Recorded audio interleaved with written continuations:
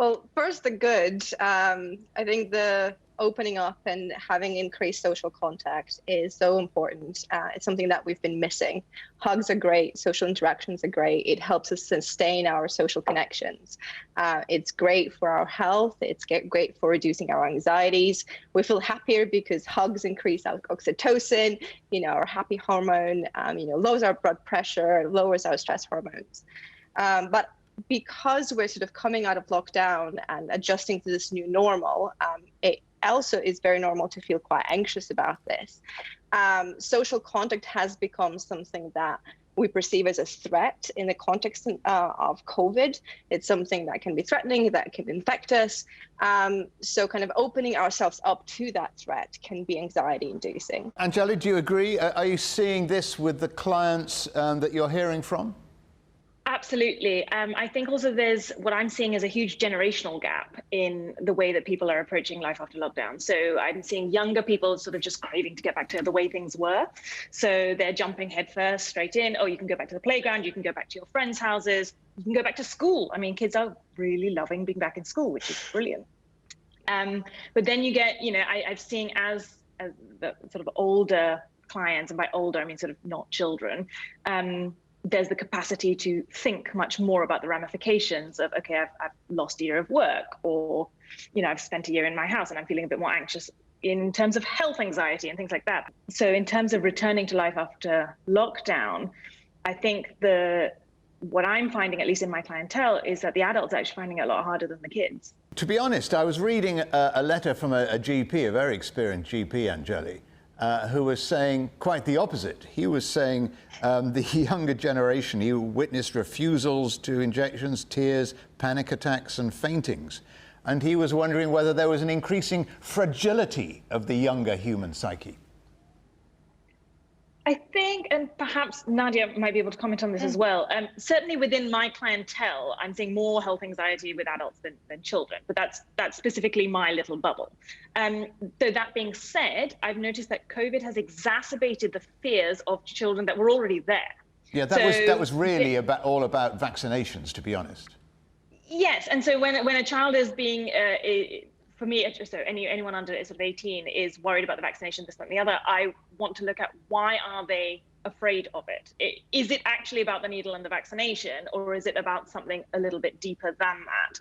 And generally speaking, it's about something deeper than that, at least in my practice. So what I'm seeing is the health anxiety of, oh, I might be ill, oh, I might pass on illness, et cetera, seems to be more adult. But the children, COVID has just acted as a pressure cooker and has brought to the surface fears that already existed and perhaps would have come out over the next 3 or 4 years. Okay. Well, Nadia, you were nodding there.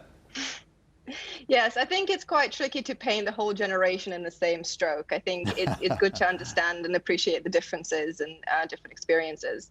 But I think it's to think about how vaccinations and how COVID threat has been communicated to different generations. There's been a push to kind of protect the older generations while saying kind of minimizing the risk to younger people to some extent. So it's thinking about how we communicate this information to younger people and to children as well about COVID, about the necessity of this. What can people do, starting with you, Nadia, to cope with the anxieties post-lockdown?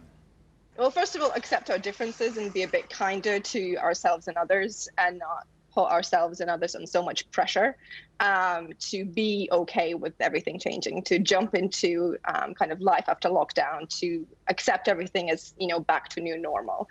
If we need a bit of time, we need a bit of space, that's absolutely fine. I think COVID situation has taken control out of our hands. It's been sort of happening around us, to us.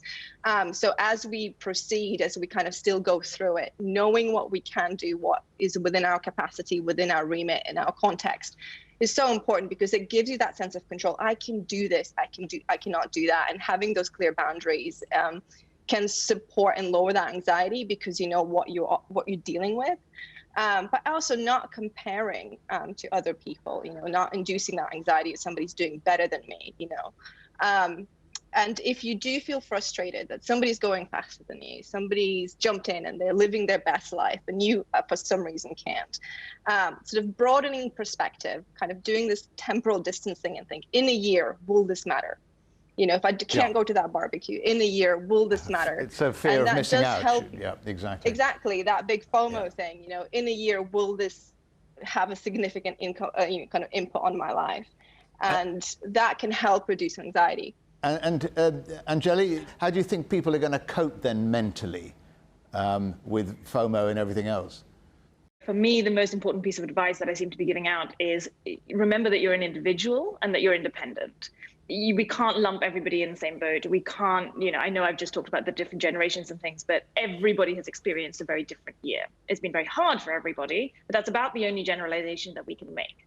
So really acknowledging what is exacerbating my anxiety, what makes me happy, and how can I go easy on myself, and what can I do for the people immediately around me, so my family, the people that I'm seeing, to lighten the load a little bit in a non-self-sacrificial way, but just to acknowledge the be kind message. It's really, don't be afraid to slow down a little bit, to go at the right pace, to put one foot in front of the other, take each day as it comes. And some days are absolutely fine and you can feel like you can breeze through it. And some days you're going to want to decline an invite, or you're not going to want to go to an event because it's going to be a few too many people there.